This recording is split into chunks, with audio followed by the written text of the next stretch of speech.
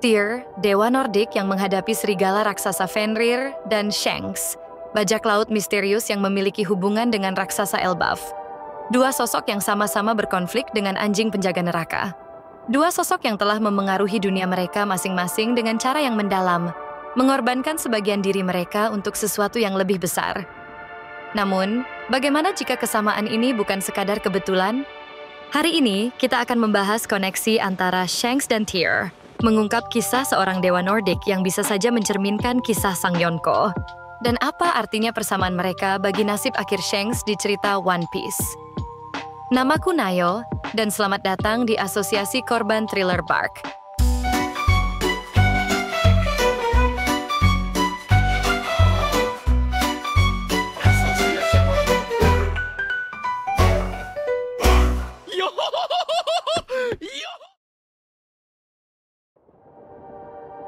Pengorbanan tangan.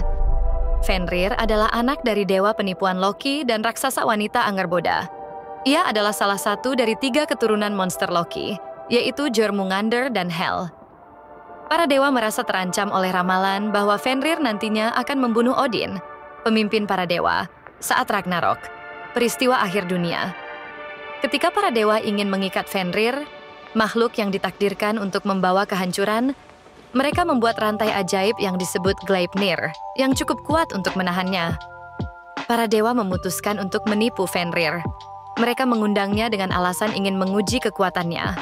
Namun, Fenrir yang cerdik merasakan jebakan dan meminta salah satu dewa untuk memasukkan tangan mereka ke mulutnya sebagai tanda itikat baik.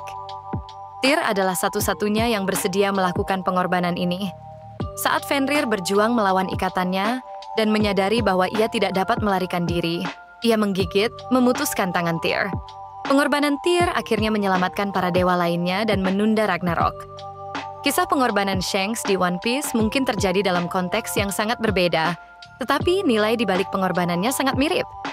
Ketika Luffy masih kecil, Shanks menyelamatkannya dari Lord of the Coast, mengorbankan lengannya dalam prosesnya. Sama seperti Tyr, Shanks tidak ragu-ragu. Ia melihat masa depan dalam diri Luffy dan bersedia menyerahkan sebagian dirinya untuk melindungi Luffy dan mimpinya. Bahkan, kemungkinan besar Shanks dengan sengaja mengorbankan tangannya untuk menunjukkan kepada Luffy bahwa menjadi bajak laut bukanlah hal main-main, seperti yang dikatakannya saat bertemu dengan Whitebeard. Tyr dan Shanks menunjukkan nilai pengorbanan diri untuk tujuan yang lebih besar. Dalam kasus Tyr, tujuannya adalah untuk menunda Ragnarok. Bagi Shanks, tujuannya adalah untuk menginspirasi generasi berikutnya, melindungi seseorang dengan potensi untuk mengubah dunia. Pengorbanan mereka mengirimkan pesan yang sama, bahwa kekuatan sejati tidak selalu tentang menang atau menjadi yang paling kuat. Terkadang, ini tentang mengetahui kapan harus menyerahkan sesuatu yang berharga demi sesuatu yang lebih besar. God of War and Justice. Tyr, dalam mitologi Nordik, bukan hanya seorang dewa perang, ia juga seorang dewa keadilan. Ia dipandang sebagai dewa yang adil dan mulia, yang kekuatannya diimbangi dengan rasa tanggung jawab yang mendalam. Ia tidak menyalahgunakan kekuatannya, tetapi menggunakannya untuk melindungi, untuk memastikan keseimbangan tetap terjaga. Seperti yang kita lihat dalam ceritanya dengan Fenrir. Shanks juga dikenal karena kekuatan namun juga kepasifisannya. Dalam One Piece, ia bukan hanya bajak laut yang kuat. Ia adalah sosok yang dihormati oleh bajak laut lain, Marine, dan bahkan World Government. Seperti Tyr, Shanks menggunakan pengaruhnya dengan hati-hati, bukan untuk mendominasi, tetapi untuk melindungi orang lain dan menjaga perdamaian. Salah satunya adalah saat Paramount War di Marineford. Dengan menempatkan dirinya di antara Marine dan kru Whitebeard, Shanks menghentikan peperangan yang bisa berubah menjadi kekacauan yang lebih besar. Dia tidak melakukannya untuk mendapatkan kekuasaan atau wilayah, tetapi untuk mencegah pertumpahan darah lebih lanjut. Yang unik tentang Shanks adalah bahwa kru dan wilayahnya bukan tentang mengumpulkan kekuatan seperti yang kita lihat dengan Yonko lainnya. Armadanya adalah sekumpulan bajak laut lemah, dan wilayahnya seringkali damai karena perlindungannya. Shanks tidak mencoba membangun pasukan. Dia menciptakan payung perlindungan. Mereka yang berada di bawah benderanya tahu bahwa mereka aman karena dia ada untuk menjaga mereka. Tyr dan Shanks sama-sama menyadari bahwa kekuatan sejati bukan hanya tentang menjadi petarung terkuat. Ini tentang mengetahui kapan harus turun tangan dan kapan harus menahan diri.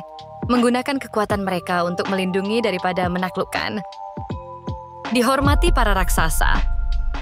Meskipun tidak ada ungkapan rasa hormat langsung dari para raksasa terhadap Tyr dalam mitologi Nordik, sangat mungkin mereka mengakui keberanian dan pengorbanannya dalam pengikatan Fenrir.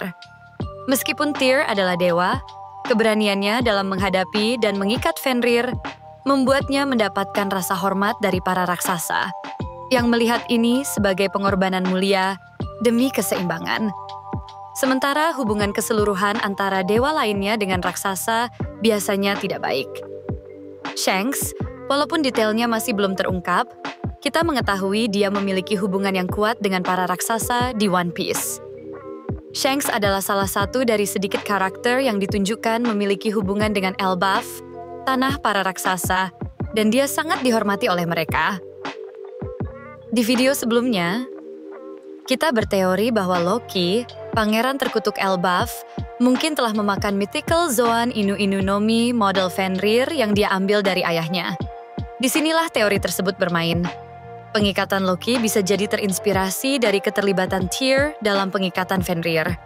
Sama seperti Tyr yang membantu merantai Fenrir untuk melindungi dunia dari Ragnarok, Shanks mungkin saja membantu para raksasa untuk menahan Loki, seseorang yang mengaku akan membawa kehancuran terhadap dunia. Ragnarok. Dan rantai Gleipnir dalam cerita Shanks adalah rantai batu laut atau Kairoseki. Bisa jadi, peristiwa ini adalah hal yang menguatkan hubungan Shanks dengan para raksasa. Pertarungan dengan sosok anjing neraka. Dalam mitologi Nordik, Tyr adalah salah satu dewa yang ditakdirkan untuk mati dalam pertempuran Ragnarok. Ia menghadapi Garmar, serigala penjaga neraka. Diramalkan bahwa Tyr dan Garmar akan saling bertarung saat Ragnarok. Pertarungan terakhir di mana keduanya menemui kematian mereka. Pertarungan ini mewujudkan peran Tyr sebagai dewa perang yang bersedia menghadapi ancaman yang paling mengerikan demi dunianya. Di One Piece, Shanks mempunyai konflik dengan sosok Blackbeard, sosok anjing neraka dalam cerita Shanks. Maksudnya, Blackbeard adalah orang yang memberi Shanks bekas luka cakar di wajahnya, yang menandai sejarah konflik mereka. Namun, jika kita perhatikan simbolismenya, Blackbeard sering dikaitkan dengan angka 3.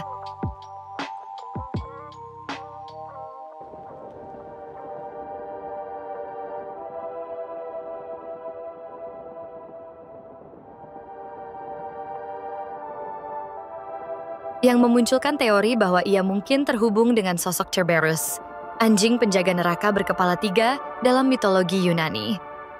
Shanks nampaknya selalu mengantisipasi ancaman yang akan datang dari Blackbeard.